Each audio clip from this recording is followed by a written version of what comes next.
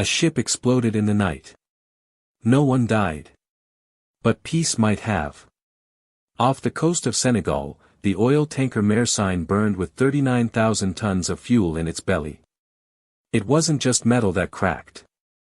It was the illusion that Africa could remain untouched by Europe's war. 4 external blasts. A ship coming straight from a Russian port. A country trying to stay neutral. But this isn't just a story of a ship. It's about power, how far nations will go to sabotage, to signal, to strangle lifelines. Because this vessel wasn't just floating steel. It was a lifeline. A message. And a warning. When drones can reach 5,000 kilometers and strike silently in the dark, there's no such thing as a safe coastline. And when fuel meant for a landlocked country burns at sea, you better believe the war has come knocking. If this is the kind of truth they don't want you to know, leave a like. On November 27, just 20 kilometers off Dakar, the oil tanker Mersine suffered 4 explosions while anchored. The ship, flying a Panamanian flag but fresh from a Russian port, was carrying over 39,000 tons of fuel. Turkish operators called it criminal sabotage. Russian media hinted at Ukraine. Western analysts linked it to Moscow's shadow fleet. No oil leaked. No one died. But every sign points to a silent message: Mali was the target. Because in West Africa, fuel isn't just energy. It's survival. And this was a strike not against steel, but against sovereignty. Вот то, что делают украинские вооруженные силы сейчас, это пиратство. Ну что, какие ответные меры могут быть? Во-первых, мы расширим номенклатуру таких ударов наших по портовым сооружениям и по кораблям, по судам, которые заходят в украинские порты. Первое. Второе. Если это будет продолжаться, мы рассмотрим возможность, я не говорю, что мы это будем делать, но рассмотрим возможность ответных мер в отношении судов тех стран, которые помогают Украине осуществлять эти пиратские акции. Ну, самый радикальный способ — это отрезать Украину от моря. Тогда ей невозможно будет заниматься пиратством. The Mersine didn't explode by chance. It was chosen, because it sat at the intersection of 3 red lines: Russian oil, African logistics, and a war that's no longer contained. Start with the route. From Russia, through the Atlantic, to Senegal. A cargo of 39,000 tons of fuel, enough to keep an entire country running for weeks. But not just any country. Mali. Landlocked and under sanctions, Mali depends almost entirely on the Dakar-Bamako corridor. That road, that port, those ships, that's the difference between movement and paralysis. Between sovereignty and submission. Cut the fuel, and you don't need to send soldiers. You just watch the state collapse under its own weight. And someone knew this. Because this was no random act. The Mersine was a quiet artery of a shadow economy. A tanker flagged in Panama. Operated by a Turkish firm. Departed from a Russian port. Tied to an opaque logistics network designed to skirt Western sanctions. They call it the shadow fleet. Ships that carry Russian oil through loopholes. Outside the gaze of Brussels. Beyond Washington's reach. And now, apparently, within Kiev's crosshairs. Only days before the Dakar blast, 2 tankers were struck by Ukrainian drones in the Black Sea, both suspected of serving Russia's sanctioned energy trade. No declarations. No signatures. Just holes in steel and silence in the media. Then came the African strike. 5,000 kilometers away. Same tactics. Same style. Same message. If true, it means Ukraine has escalated its campaign, not just in range, but in ambition. No longer reactive. Now strategic. No longer defending. Now hunting. And Mali, by extension, has become fair game. Why? The answer lies buried in July 2024. A convoy of Russian Wagner forces ambushed and killed by rebels in central Mali. A week later, Ukraine publicly claimed credit for providing real-time intelligence that helped the attackers. Mali responded with fury. Cut all diplomatic ties. Expelled remaining diplomats. Declared Ukraine a threat to national security. That wasn't just a war of words. It was a declaration of alignment. And since then, the Sahel has become a quiet extension of Europe's battlefield. But this time, with no front lines. Only pressure points. Fuel. Borders. Sea lanes. Because wars today aren't always about bullets. Sometimes, they're about stopping the next truck from reaching a landlocked capital. If you think this wasn't coincidence, but design, tell me in the comments. So why strike now? Because every war has a season. And winter is coming. Mali's army is gearing up for dry season operations, when the terrain favors offensives. When convoys roll fastest. This is when they move. This is when they strike. And this is when they need fuel. Cut that supply, and you don't need to win battles. You just wait for engines to die.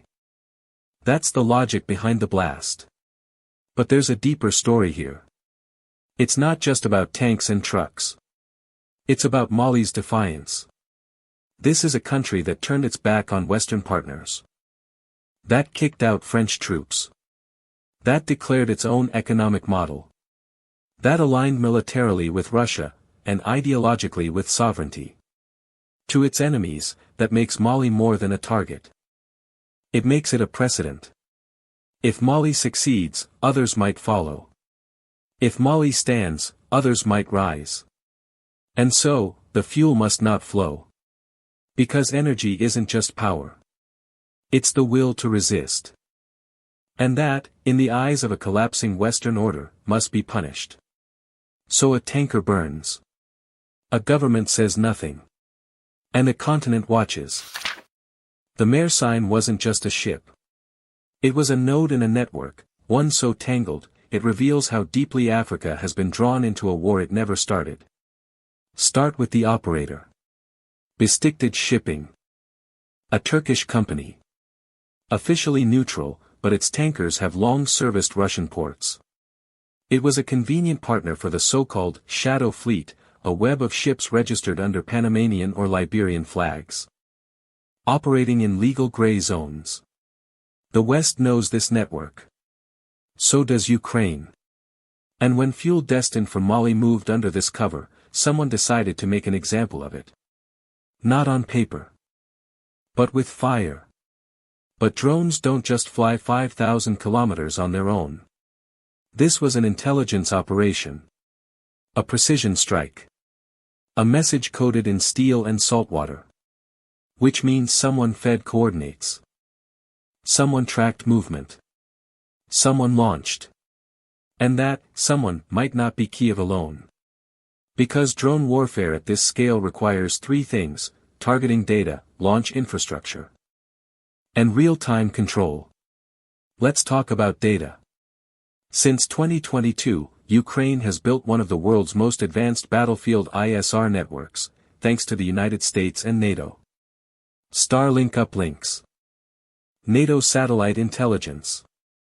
US-made geolocation systems.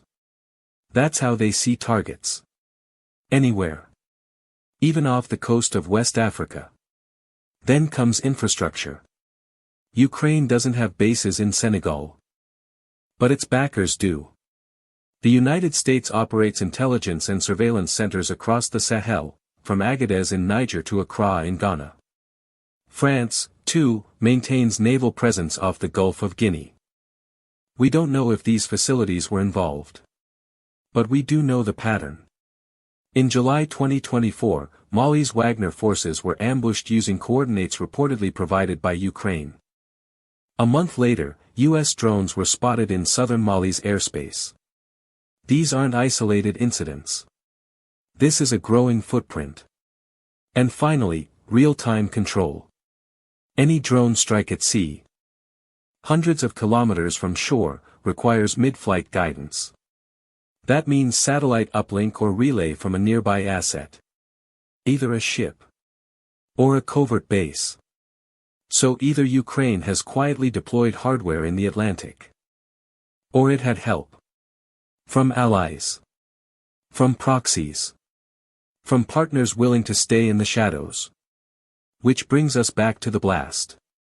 Because if the attack was carried out with this level of sophistication, then it was not a solo act of revenge.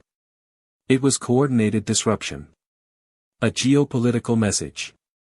And not just to Russia, but to Mali, to the AES alliance, to any African state that dares to step outside the Western sphere.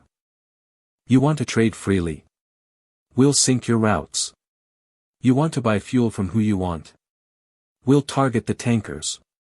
You want to choose your own allies? We'll make you bleed for it. And in this message, Senegal was chosen as the stage. But what of Dakar?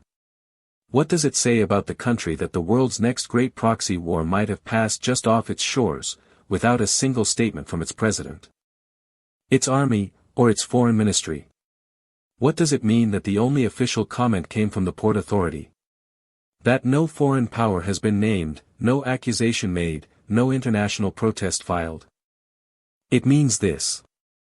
Senegal, like many African states, is stuck between an old friendship with the West, and a growing fear that being useful to the West might someday make them a target. Between public neutrality, and private complicity. Because silence isn't always peace. Sometimes, it's the price of survival. If Senegal accuses Ukraine, it risks angering the EU, the US, the IMF. If it accuses Russia, it risks Mali, Guinea, and the AES. If it accuses no one, it lets the precedent stand. And maybe that's the point. Let the fuel burn. Let the world guess. Let African ports know, nothing is safe. That is the new map of power. Drawn in oil. Sealed with silence. And enforced by drones no longer bound to geography. Because the battlefield is no longer where wars are declared. It's where vulnerability is found. And on the night of November 27th, vulnerability floated quietly, 20 kilometers off the coast of a country still pretending it wasn't at war. This isn't just about a ship. And it's no longer just about Mali or Senegal. The blast off Dakar's coast was a flare, warning the continent that the war in Ukraine has metastasized. What began in the trenches of Donbass is now disrupting oil flows in the Atlantic. And no African nation is immune. Because in this new age of proxy warfare, the front line isn't a border. It's a decision. A decision to trade with Russia. To host a port. To refuse the West. To remain silent. And the response? Not diplomacy. But sabotage. The Mersine wasn't just attacked. It was made an example. The lesson was clear. Choose sovereignty, and you'll be targeted. Challenge the system, and you'll bleed through your fuel lines. And so the ripple spreads. In Ghana, security analysts now debate how exposed their ports are. In Côte d'Ivoire, where France maintains a covert military presence, civil society fears being dragged into confrontation. In Benin, where U.S. drones once launched from the shadows, protests rise against foreign operations. But nowhere are the shockwaves clearer than in the Sahel. Because Mali isn't alone. It stands with Burkina Faso and Niger, three states that broke away from French military dependency and formed the AES alliance. And all three rely on fragile logistics chains that stretch across hostile territory. Through vulnerable borders, to ports controlled by others. Hit one artery, hit them all. Disrupt one corridor, threaten the region. That's what the Mersine attack signals. That war has gone global. And Africa is no longer a bystander. It's a chessboard. Or worse, a testing ground. Because this isn't the first time African waters were used to test foreign doctrine. Ask Libya. Ask Somalia. Ask the Gulf of Guinea. Ukraine's drone strikes began in the Black Sea. Then Crimea. Then deep into Russian territory. Now. Off the coast of West Africa. It's a doctrine of reach. Of message. Of destabilization. And some are watching with interest. Because if Ukraine can strike Russian logistics in Senegal, what stops others from striking Chinese trade in Mombasa? Or Iranian ships in Djibouti? Or Turkish convoys in the Red Sea? What's being born isn't just a tactic. It's a precedent. A new kind of war, decentralized, deniable, and devastating. Where states act without fingerprints. Where waters once considered neutral become battlegrounds of influence. And where Africa's infrastructure is collateral. If you believe this wasn't an isolated incident, but part of a broader play, share this video. Let others know. Because the silence after the blast is not absence. It's anticipation. Of the next strike. Of the next port. Of the next nation that wakes up to a fire it didn't start. And institutions? The African Union has said nothing. ECOWAS has remained frozen, paralyzed by internal divisions and external pressure. But how long can they remain silent? When will African leaders draw the line and say, not here? Not again. Not on our waters. Because if we don't, others will keep drawing their lines, on our maps. In our ports. Through our corridors. Without our consent. That's the real war. Not between Russia and Ukraine. But between sovereignty and submission. Between those who decide, and those who get decided for. And right now, Africa is being decided for. In embassies. In war rooms. In drone feeds. And every corridor left undefended, every silence left unbroken, only deepens the shadow. Everyone talks about the attack. But no one talks about the silence. And maybe, that's the real scandal. Because in the hours after the blast, there were no emergency declarations from Senegal's presidency. No public address. No condemnation. No investigation announcements. Just a quiet statement from the Port Authority, about technical assessments. Even as global headlines buzzed with speculation. Even as Ukrainian analysts hinted, even as Russian media screamed sabotage, Dakar said, nothing. Why? Here's the uncomfortable possibility. Senegal may have known. Or worse, agreed. Not to the attack itself. But to let it happen. Because silence, when everything's burning, is not ignorance. It's calculation. And for a nation caught between debt diplomacy and strategic relevance, silence is often the most profitable answer. Let's talk facts. Senegal hosts Western energy interests, surveillance platforms, and maritime intelligence nodes. It owes billions to the IMF and World Bank, where the West holds decisive sway. Its elite regularly meet EU envoys, NATO advisors, American defense attaches. So when a Russian-linked tanker docks 20 kilometers out with fuel for Mali, does Dakar protest? Or does it look the other way? When anonymous drones breach its waters, does it scramble jets? Or does it check which donors are watching? We don't know. But here's what we do know. No oil spilled. No casualty count. No formal complaint filed to the UN. And that level of calm suggests foreknowledge, or preemptive acceptance. Because in the high-stakes game of global alignment, sometimes the best way to survive, is to disappear. To pretend nothing happened. To erase the evidence by letting the moment dissolve in silence. It's not conspiracy. It's policy. The policy of non-confrontation, at any cost. And that cost may now be counted in sovereign fuel, foreign leverage, and the death of true neutrality. Senegal didn't fire a missile. But it may have drawn a line in salt water. Between what it's willing to defend. And what it's willing to sacrifice to stay afloat. There are moments when war doesn't knock. It slips in. Unmarked. Unclaimed. Unspoken. Just steel torn apart at sea. Just silence where outrage should be. But we heard it. We saw it. And we will not forget it.